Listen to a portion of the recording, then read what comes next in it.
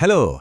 आज के इस खास विश्लेषण में हम एक ऐसी कहानी डिकोड करने वाले हैं जो सच में आपके रोंगटे खड़े कर देगी। फ्लोरिडा का ऐसा खौफनाक अर्बन लेजेंड जिसने वहां की पुलिस के भी पसीने छुड़ा दिए थे। और हाँ, हम सिर्फ पुरानी डरावनी कहानियों तक सीमित नहीं रहेंगे, बल्कि देखेंगे कि कैसे ये किस्से आज के मॉडर्न सिनेमा से भी जुड़े हैं। फ्लोरिडा कल्ट और बेताल का रहस्य। चलिए बिना किसी देरी के इस पूरे मामले को समझना शुरू करते हैं। अब देखिए, जब भी वैम्पायर शब्द आता है तो दिमाग में क्या छपता है? वही फिल्मों वाली इमेज, राइट? ऐसे लोग जो ताबूत में सोते हैं, धूप से दूर भागते हैं। लेकिन सोचिए जरा, क्या असल जिंदगी का डर इतना सीधा और फिल्मी होता है?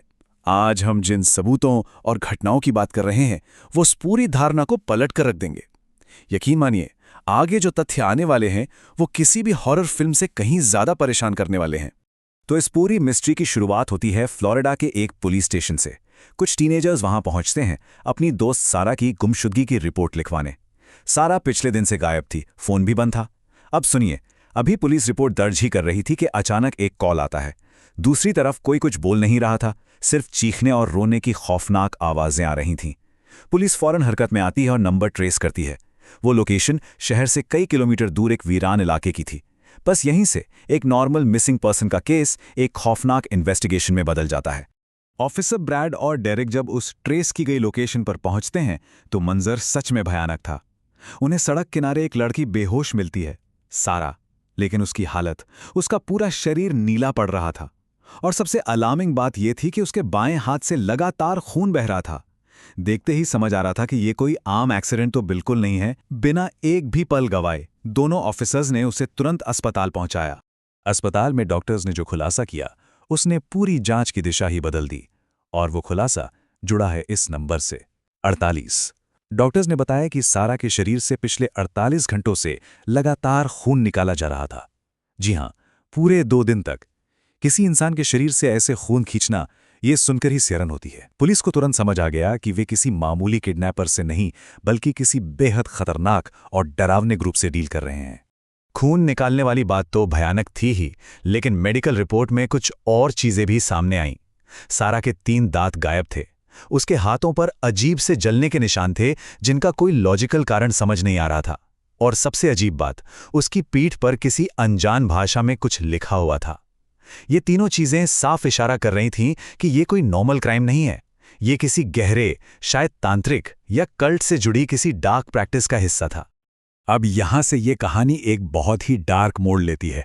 ऑफिसर ब्रैड ने सारा के कपड़ों के सैंपल अपने साथी डेरिक को दिए और खुद अकेले उसी रात इन्वेस्टिगेशन के लिए वापस उस अंधेरे जंगल में निकल पड़ा। लेकिन वहां जो हुआ वो किसी भी लॉजिक के बाहर था। ब्रैड गाड़ी से आगे तो बढ़ रहा था, लेकिन कुछ ही देर में वो रहस्यमयी तरीके से घूम फिर के वापस उसी जगह पहुंच जा रहा था। एक तरह का लूप। सोचिए, ये कितना साइकोलॉजिकल और अननेचुरल टॉर्चर रहा होगा जिसने उस इन्वेस्टिगेटर को पूरी तरह उलझा कर रख दिया। इस भटकाव के बीच चीजें और भी ज्यादा खौफनाक हो जाती हैं। ब्रैड देखता है कि कुछ भयानक, खून से लथपथ लोग धीरे धीरे उसकी गाड़ी की तरफ आ रहे हैं।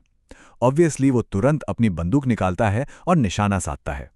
लेकिन इससे पहले कि वो ट्रिगर दबा पाए, वो आकृतियां हवा में गायब हो जाती हैं, लिटरली गायब। और तभी अचानक से उसे एक अजीब सी, जादू जैसी गहरी नींद घेर लेती है और वो वहीं बेहोश हो जाता है। साफ था कि अब वो किसी फिजिकल खतरे से बहुत आगे निकल चुका था। जब ब्रैड की आंख खुलती है तो सामने जो सच्चाई थी वो किसी बुरे सपने से कम नहीं थी। उसने खुद को एक मेज से बंधा हुआ पाया। लेकिन बात सिर्फ इतनी नहीं थी। उसके हाथ में एक पाइप लगा था जो बिल्कुल मशीन की तरह क्लिनिकल तरीके से उसका खून खींचकर एक बोतल में भर रहा था। बिल्कुल वही क्रूर तरीका जो सारा के साथ इस्तेमाल हुआ था। ये सेटअप दिखाता है कि वो लोग कितने बेखौफ थे और उनका खून निकालने का तरीका कितना कैलकुलेटेड था। यहाँ एक बहुत दिलचस्प और डरावना कॉन्ट्रास्ट है। एक तरफ हमारी पुरानी कहानियों वाले वैम्पायर्स होते हैं जो ताबूत में सोते हैं, अजीब दिखते हैं। लेकिन दूसरी तरफ ब्रैड ने जिस कल्ट को वहां देखा, वो लोग बिल्कुल नॉर्मल इंसानों जैसे लग रहे थे। आराम से बैठकर बातें कर रहे थे, नॉर्मल खाना खा रहे थे। लेकिन उस खाने के साथ वो बोतल में भरा हुआ वही इंसानी खून भी पी रहे थे। ये चीज साबित करती है कि रियल लाइफ का हॉरर अक्सर बिल्कुल नॉर्मल दिखने वाली चीजों के पीछे छिपा होता है। जब ब्रैड ने उस कमरे में गौर से देखा तो वहां हर तरफ काले जादू का सामान बिखरा था। इंसानी खून से भरी हुई कई बोतल्स स्टोर की गई थीं और सबसे खौफनाक हिस्सा वहां इंसानी दांतों का एक पूरा ढेर था। याद है, मेडिकल रिपोर्ट में सारा के 3 दांत गायब थे। अब सब कुछ कनेक्ट हो रहा था। सोर्स मटेरियल के मुताबिक इन दांतों का इस्तेमाल डार्क फोर्सेस को खुश करने के लिए किया जाता था।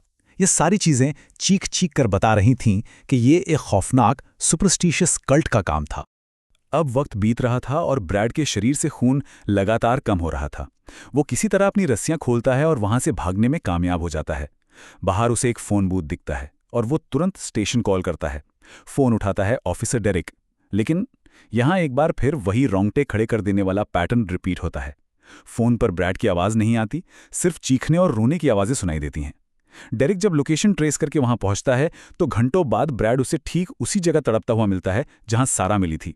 दुख की बात यह है कि खून की कमी से ब्रैड और सारा दोनों की ही मौत हो जाती है। अपने साथी को खोने के बाद डेरिक ने हार नहीं मानी। वो लगातार दिन रात उस जंगल की छानबीन करता रहा और उसकी इस मेहनत का नतीजा भी निकला। दिन की रोशनी में जब उसने गहराई से जांच की तो जंगल के बिल्कुल बीचों बीच उसे एक कच्चा वीरान सा घर मिला। और पता है उस घर की सबसे बड़ी पहचान क्या थी? उसके बाहर एक टूटा हुआ फोन बूथ था। बिल्कुल वही फोन बूथ जहां से ब्रैड ने अपनी आखिरी कॉल की थी। फाइनली वो उस कल्ट का सीक्रेट ठिकाना था। इस पूरी इन्वेस्टिगेशन के बाद सोर्स मटेरियल जो निष्कर्ष देता है वो सीधा और डरावना है। एक गुप्त समूह जो जिंदा रहने के लिए इंसानी खून पीता था और काले जादू का इस्तेमाल करता था। देखिए, हम यहाँ किसी पैरानॉर्मल दावे को सच नहीं मान रहे हैं, बस न्यूट्रल तरीके से बता रहे हैं कि उस समय की पुलिस रिपोर्ट और सोर्सेज ने क्या जानकारी दी थी। हालांकि अच्छी बात यह रही कि फ्लोरिडा में इसके बाद ऐसा कोई मामला दोबारा सामने नहीं आया। खैर, इस डार्क अर्बन लेजेंड से थोड़ा आगे बढ़ते हैं। आपको जानकर हैरानी होगी कि ऐसे ही खौफनाक विषय आज के सिनेमा को भी कितना इंस्पायर करते हैं। हाल ही में अनाउंस हुई फिल्म थामा को ही देख लीजिए। हमारे सोर्स के मुताबिक इसमें आयुष्मान और रश्मिका के किरदारों के बीच एक लव स्टोरी है, लेकिन ट्विस्ट ये है कि रश्मिका का किरदार असल में छुपकर एक बेताल के रूप में रह रहा है। हॉरर और रोमांस का ये मिक्सचर पुरानी लोक कथाओं को एक बिल्कुल नए अंदाज में पेश कर रहा है। अब ये बेताल का कंसेप्ट भी समझ लेते हैं। सिनेमाई दुनिया में बेताल उन जीवों को कहा जाता है जिन्हें असल में दुनिया को प्रोटेक्ट करने के लिए बनाया गया था, लेकिन वो इंसानों की दुनिया में हमारे ही बीच जंगलों में सालों से छुपे हुए हैं। अब अगर आप ध्यान दें तो ये फ्लोरिडा वाले कल्ट से काफी मिलता जुलता विचार है ना? कि कोई अनजान पावरफुल चीज बिल्कुल नॉर्मल लोगों के बीच हमारी आंखों के सामने मौजूद हो सकती है और हमें भनक तक ना लगे। और यही थॉट हमें एक बहुत ही गहरे सवाल पर लाके खड़ा कर देता है।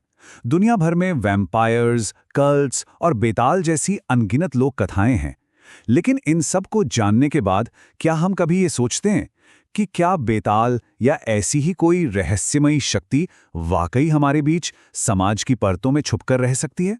क्या इन कहानियों के पीछे सच्चाई का कोई एक छोटा सा भी अंश है? ये सवाल हम यहीं छोड़ते हैं। आज के इस विश्लेषण में बस इतना ही। आगे भी ऐसे ही दिलचस्प टॉपिक्स को डिकोड करते रहेंगे।